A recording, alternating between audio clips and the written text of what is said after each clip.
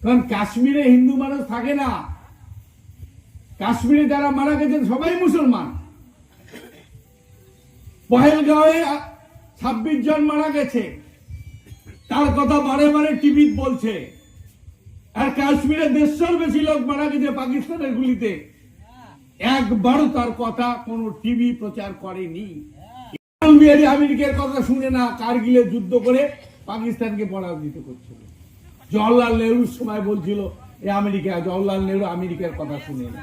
আর এখন বিশ্বগুরু আমার মোদি বাবু, এলা কাই গুরু হল, কাই কার বাপ হল, এলা মনে হয় যে আমার জ্যাঠো ডোনাল্ড ট্রাম্প।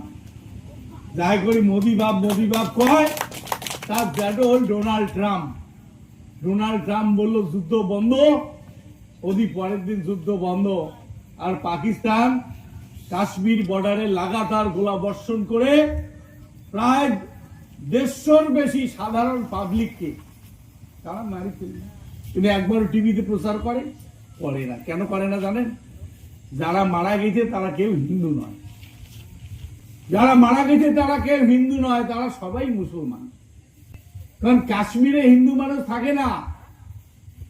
কাশ্মীরে যারা মারা গেছেন সবাই মুসলমান। পহেলগাঁওয়ে 26 জন মারা গেছে, তার কথা বারে বারে টিভি বলছে।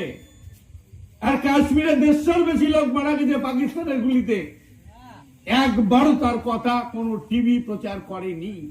এরা এত দমুকা সাপ।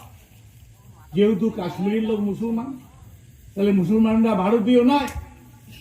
মুসলমানদের জীবন ওদের কাছে কি কাকড়ার মতো নাকি? ধরো আর ঠ্যাং ভাঙি দাও, এটা হবে? তাহলে এই দলটার নাম হলো বিজেপি, যারা মানুষকে মানুষ মনে করে না। এদের থেকে দূরে থাকতে হবে।